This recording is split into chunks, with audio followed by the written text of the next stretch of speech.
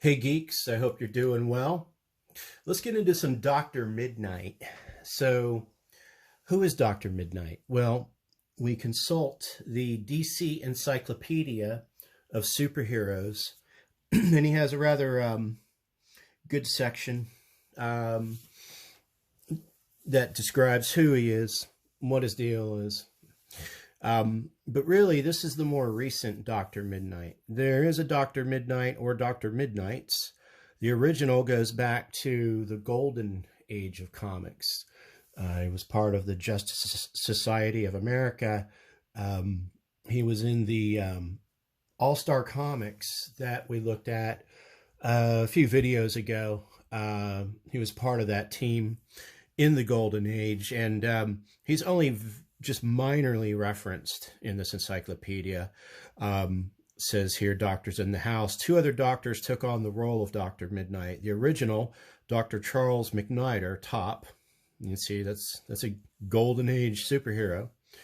Lost his sight to a grenade and fought crime alongside the original Justice Society of America. The second was Beth Chapel. That's Beth. She became a member of Infinity Incorporated, but was killed by Eclipso soon after becoming a hero. Sad story there. The current Dr. Midnight was apparently introduced, I believe, in 2012 in a graphic novel published by DC Comics called Dr. Midnight by Matt Wagner and John K Snyder III. So they do a pretty good synopsis of Dr. Midnight here. It is essentially a synopsis of the graphic novel that I just showed you. Powers and abilities. He's able to see in the dark, carries inventions to aid his crime fighting, including blackout bombs, excellent medical and surgical skills. He is actually a doctor. He is a surgical doctor, brilliant, of course, peak physical condition.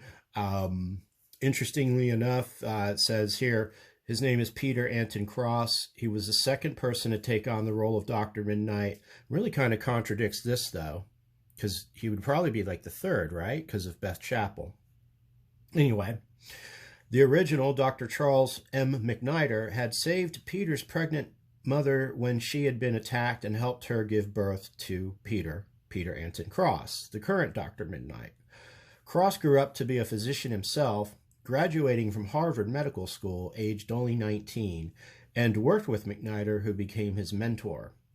I don't know in what issues the mentor relationship was detailed. In the graphic novel that I have, it's kind of his origin story, but the original Dr. Midnight is not in that novel. So there may be some other DC comics where that was explored. An interesting note about him, when not crime fighting, he often used his medical skills to aid other superheroes and later mentored the young Blue Beetle, Jaime Reyes, who is the current iteration of Blue Beetle, whom we will see that version of Blue Beetle in the upcoming DC film Blue Beetle, which I think drops in July or August, if it hasn't already. No, I think it's forthcoming. So anyway, that's kind of the skinny on Dr. Midnight. And the reason I wanted to take a look at it, this is a good book to have too if you need to get into some of the characters of DC. It's a pretty good encyclopedia. So Dr. Midnight by Matt Wagner and John K Snyder. So we know Matt Wagner from Grendel. He is an excellent writer. He's done Batman and Grendel. Dr. Midnight makes sense for him. He seems to have a penchant for superheroes who don't actually have super abilities, so-called DC Comics metahumans. Like a metahuman would be Superman or Wonder Woman. But you have your heroes who, don't actually have superpowered physical abilities. So he is one of them. So I think Wagner does well writing those types of characters. What really interested me in this book the most, though, is the artwork by John K Snyder III. I was not familiar with his work until I saw this book. I apologize for the glare. But it's very unique. So we have this painted type of artwork in the comic, which is pretty awesome. Clearly, he had his work cut out for him, and he spent quite a bit of time working, on these panels. I think this represents a 4 or maybe 6 issue limited run, kind of reintroducing the character, into DC. It starts out with Peter Cross being not Dr. Midnite yet, so this is an origin story, and then it gets into, really his first foray into being a superhero and the villains that he fights. So the artwork, again, what I like about it is the painted aspect of it, the attention to detail, the sort of neo-noir look of the city. Mr. Snyder clearly has, I think, some leanings towards detailed architecture. I don't know if he designed this building. He may have traced it from an existing building, but the attention to detail is pretty nice. That's something you don't see very often in comics. Backgrounds like this, normally you wouldn't even have the focus on a particular building. So what's cool about this comic, you can see here in the background, there's sort of a road map underneath it. There's that sort of urbanness or urbanity, if those are both words, that really makes the urban setting part of the comic book, makes it part of the character of the comic book. So an attention to the detail with the architecture, the interiors. He has, Mr. Snyder, from what I understand, has a background in fashion design, but clearly also exposure to architecture and architectural design and interior design. And I think that suits a comic like this, which is kind of a sort of a Batman-ish, neo-noir, crime, gritty type of comic. There's not really anybody that's going to have super abilities, although the villains do employ an army of super steroided, I guess, super soldiers or super thugs, really. And you can see here, this is your first appearance. A lot of shoulder pads in this comic, very reminiscent of 80s. And from what my research on Snyder is he came up in the 80s as an artist, not very prolific. As far as I can tell, he's got 2 other graphic novels out there, one called 8 Million Ways to Die, which is a detective noir type comic, and another one called Fashion in Action, which is apparently, it came out, I think, in the mid-80s. It's about a team of fashionista Secret Service type agents whose job it is to protect celebrities and influencers from, basically supervillain or psychopathic threats. And from what I've read of the reviews, it was kind of a predictive comic in terms of the levels of celebrity and influencers that we experience today with social media. And of course, again, that was in the mid-80s that this comic was created, and he wrote and illustrated that. So that's kind of his baby. And in here, he's doing the art duties. You can tell, very good at making a lot of atmospheric changes, good, use of color as the environments change. I like this kind of cityscape here where you've got sort of the purple, coming off the city lights, and then you kind of get down into the Bowery district and the homeless shelter. And this is sort of more of a monotone, color, kind of dreary, which is sort of the atmosphere in this, just really conveying the grit of the city. He does a really good job of like the character design. Again, it's an accent on the architecture or the sculpture here. Very detailed, but very atmospheric, which is a combo you don't see all the time. So Dr. Peter basically is he's going around, he's doing good in the neighborhood and so forth. He's tracking down some villains, some criminals that are pumping out a new drug on the street called A39. It's a super steroid. He helps out this young lady. She is an addict of the drug because of a skin condition that she has, makes her very sensitive to sunlight, kind of like a vampire, although she's not a vampire. And so he kind of enlists her help in this cause. And again, this page here, you know, really cool, modern, you know, almost a Frank Lloyd Wright type of designed house. Excellent use of the green with the foliage and the blue, and just creating this sense of nighttime atmosphere, but sort of the kind of sleek sophistication of where a dude who dresses like this would hang out. You know, he's got his lab in there, his lair, and so forth, all his mechanisms and gizmos. Then you've got this guy here. He's kind of the big heavy. He's kind of the main muscle for the villains in the book. And he's jacked up on the steroids. So he's like one of the, kind of one of their super thug soldiers.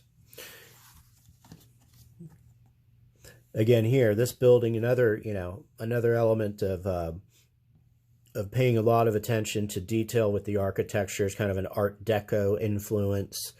Yeah, the owl is beautifully drawn. The owl is kind of Dr. Midnight's sidekick. It's kind of like the bat to the Batman. And you got like these three corporate villains here, you know, and they are, you know, designed in such a way to convey their evilness. And they're the ones that are behind the drug that they're pushing out on the street that he wants to stop, because the drug, obviously, it's very bad for people and eventually results in death. They're using it to make profit, and also to kind of build an army that can protect them so they can get away with their nefarious plans. He's got this car. Let's see if we can get a good shot of that. So I think there is... No, they don't. I thought there was a shot of his vehicle. And you only get sort of an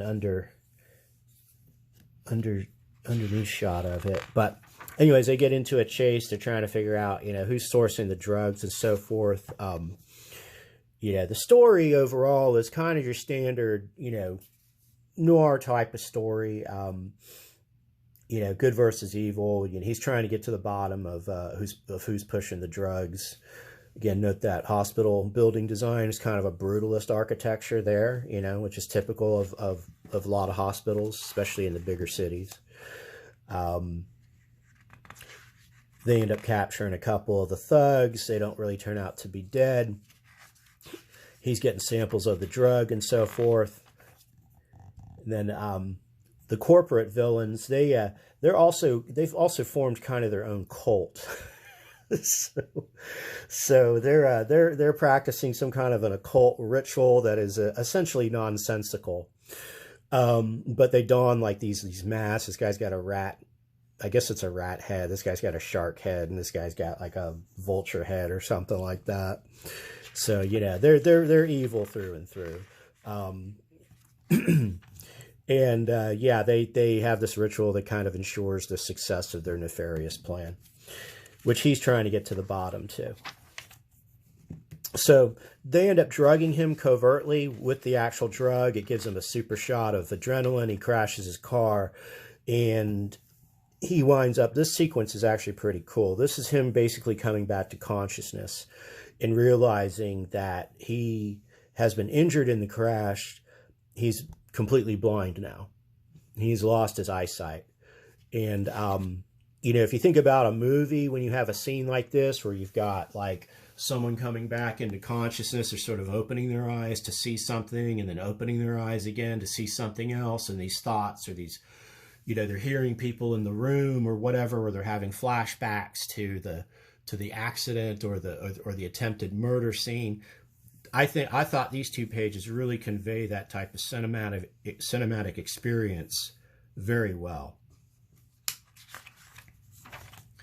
And then, you know, he goes back home realizing that he is blind. He's got the bandages on and so forth.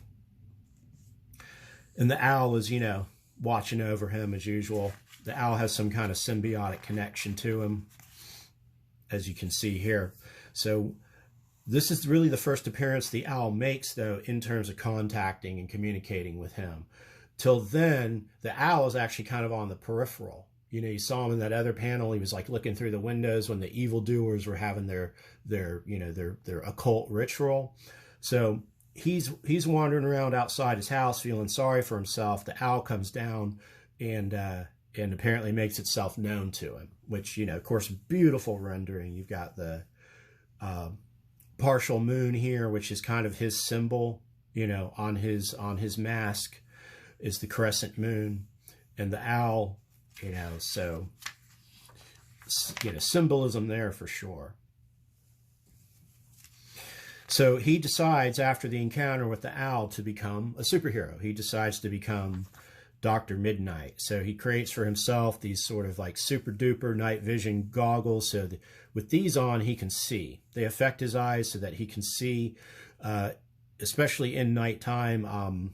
The goggles are like giving him different layers of information, so it's not just sight. Like he's able to see like the scan, the health of, you know, whomever the subject is. He creates those blackout bombs that he's known for, and he sees her half crescent earring, and then he sees like, oh yeah, that's got to be my symbol. So yeah, it says icon selection completed. So apparently the goggles give him a superhero checklist of things that he needs. And then he makes his appearance as Dr. Midnite.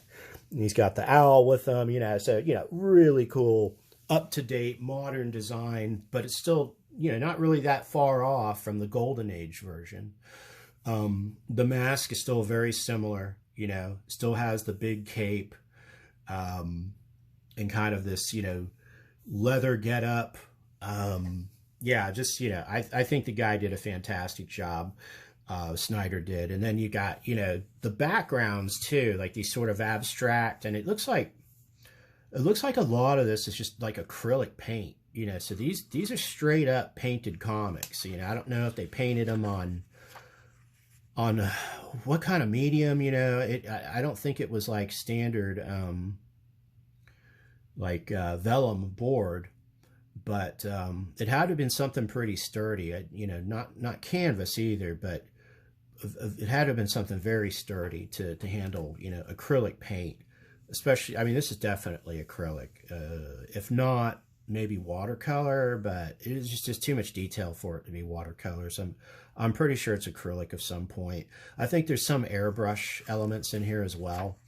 So, I mean, you know, Snyder goes to town, man. This, you know, this background technology, these lights and stuff here, that feels like acrylic art to me, or maybe even some pastel. He might be using like some pastel crayons.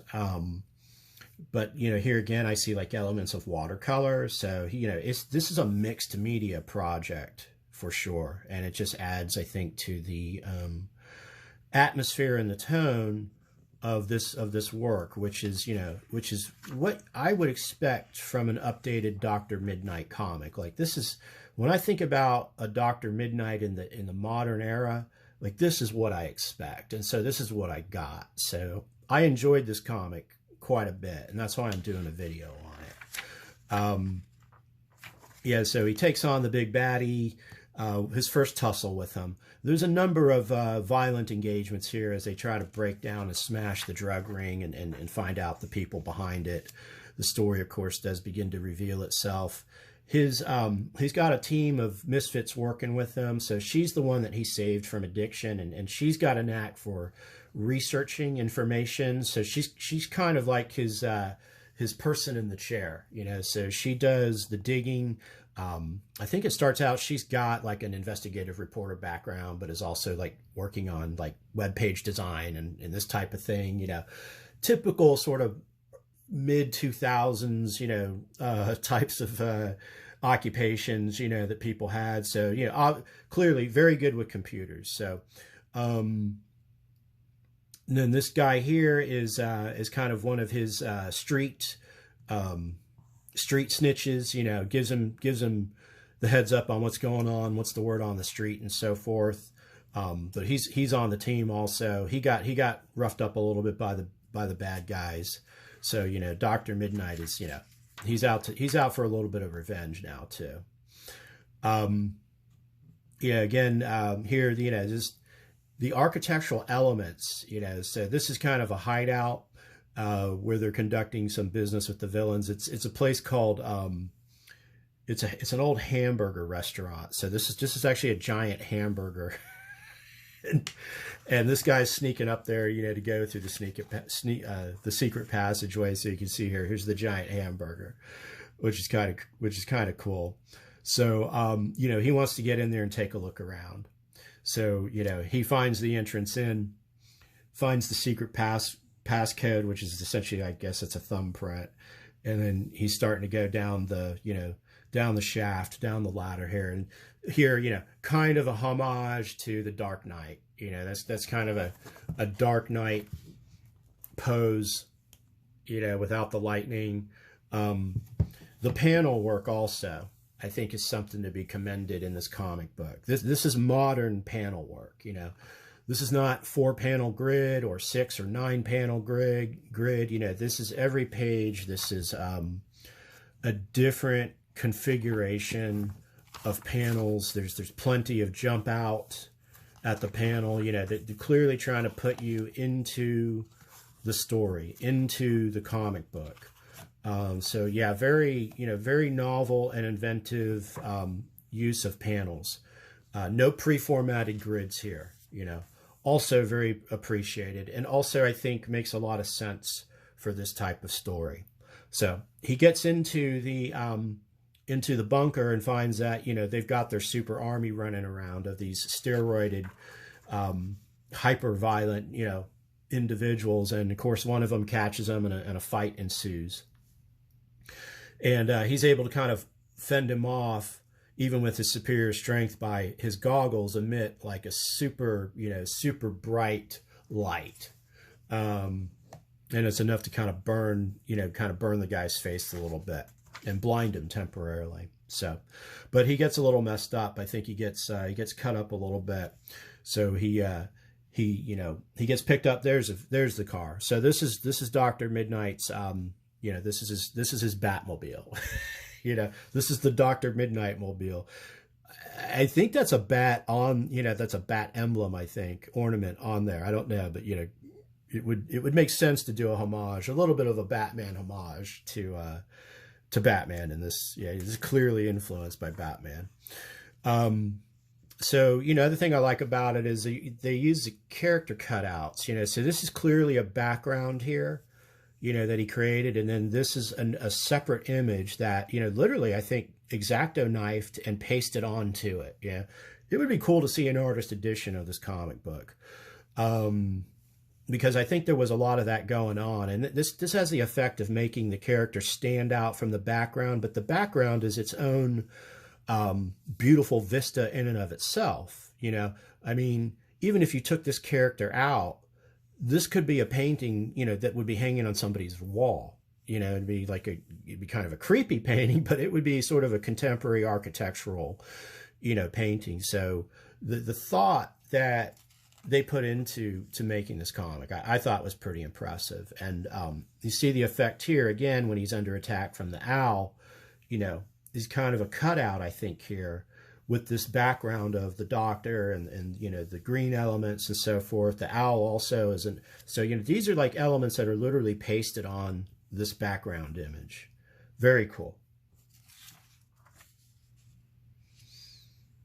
So we've got, I think this is the second time he's tussled with this guy. Oh yeah, so they captured him and they started, you know, they started submitting him for questioning.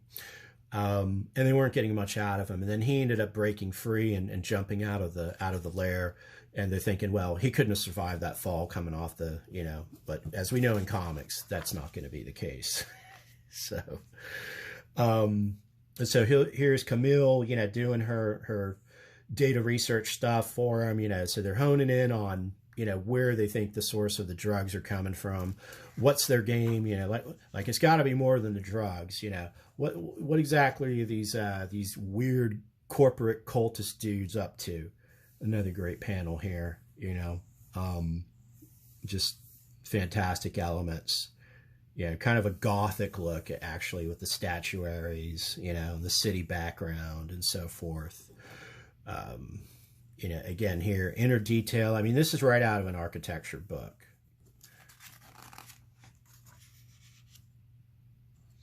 Then we shift, you know, there's primarily blue colors here once he gets into the corporate offices. He's trying to pay these guys a visit, you know, to talk to them without, you know, without his Dr. Midnite persona. He's going in undercover, but they figure out who he is and they string him up onto this, you know, onto this sacrificial altar. And, you know, basically mock him and say, yeah, you know, we know who you are, you know. So they, you know, they're in their main, you know, bad guy villain tower, you know. So basically, you know, they're going to have the big baddie, you know, knock him off and kill him. They're going to torture him a little bit. Nothing too bad. It removes I think it removes a toenail from him at first. And then I think, oh yeah, they release some vapors, these poisonous vapors that are going to kill him. So that gives him plenty of time to figure out how to escape, as we'll see here in a moment. Now here is the bad guy out on the street messing with his buddy, his little buddy. In the meantime, he's figuring out a way to escape. He has a fake thumbnail that he keeps a little pick lock piece of wireage in. You know, this is a common Batman type of approach to things too. So everybody's got pick locks with them. You know, if you're in the superhero game and you don't have superhero powers, make sure you're carrying stuff to pick locks with you. You know, and conceal it. You know, so he's able to get out. Meanwhile, the big heavy, you know, he tussles with one of Dr. Midnite's crew, and he gives him a good jarring, you know. So back to Dr. Midnite, and you know, again, also good sequence here, you know, leaving him to die. They mock him, you know, this is your end. Out on the street, he's picking on one of Dr. Midnite's friends. Then we cut back to Dr. Midnite. He's figuring out a way to get loose. Then we cut back to Camille real quick, see what she's up to. And then we cut back to now the big bad guy is now in her apartment waiting for her. He's going to try to intimidate her, but one of Dr. Midnite's buddies is waiting in the wings. They get into a fight. We go back to Dr. Midnite. He's still trying to escape. You know, so that's like, you know, 5-6 pages where the story, you know, the tension of each one of these scenes is moving along pretty well. He gets out. She's figured out where they are keeping or stockpiling a lot of not just the drug, but they're stockpiling a lot of toxic waste. And so the plot thickens. Like, well, why are they doing that? Why would they want to? Who would want to stockpile all this toxic waste? So it turns out that they want to put that into the water supply in a certain part of the town where they own the real estate. So they want to poison their own high-rise neighborhoods that they've created because they can get the insurance payouts to make themselves richer. You know, so that's their plot. So now, you know, it's time to begin the assault on where they're keeping the drugs and the toxic waste. And they have these robotic vultures that attack him, you know, so he fights back, you know, starts wreaking mayhem on them. They've already captured Camille. They throw him in with her, and now they got to figure out a way to get out. You know, because this issue apparently ends on a cliffhanger. Kind of starts out with this abstract artwork panel. So now they figure out a way to get out of captivity. She's got sunlight coming in through the windows, and again, she's like allergic to sunlight, like it'll burn her skin. So he's like, we got to get you out of here. So it's nighttime, or it's daytime. So they break out of these windows. He throws his cloak over her so she can be shielded from the morning sun. And they hop a bus to get back to the Dr. Midnite house and regroup. So, yeah, and then it's like, okay, you know, we got to make a final assault on them.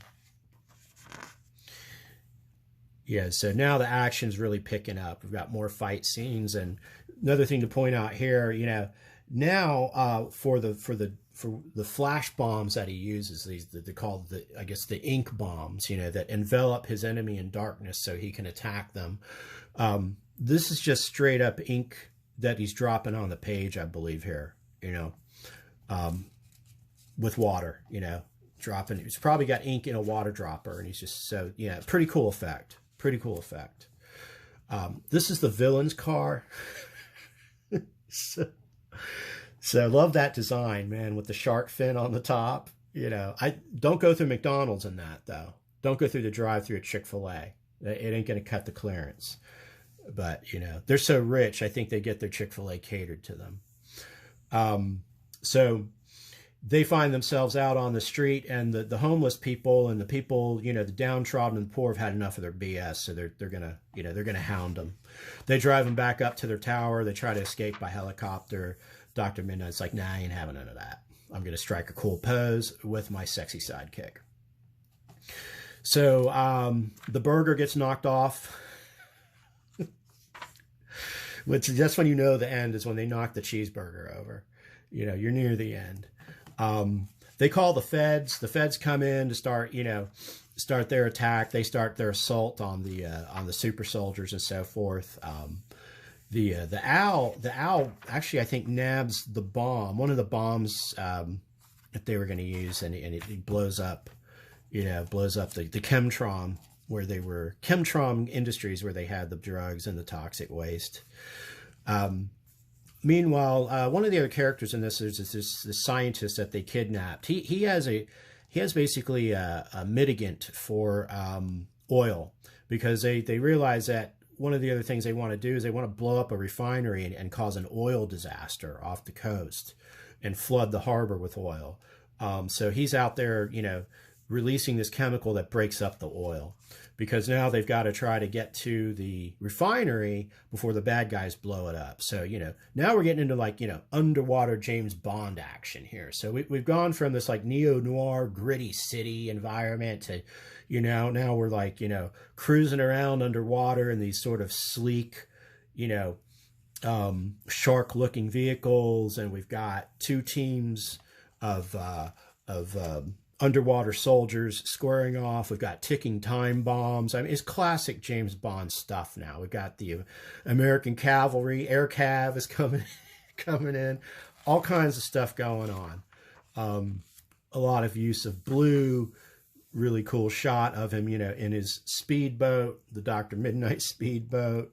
You got more soldiers parachuting in. He's going in his own little submersible. So he's got this, cool little submarine that he's cruising around in, outside blue, up on the water blue, into the water green, a lot of greens. I see a lot of chalk outline in this particular, in some of these panels now.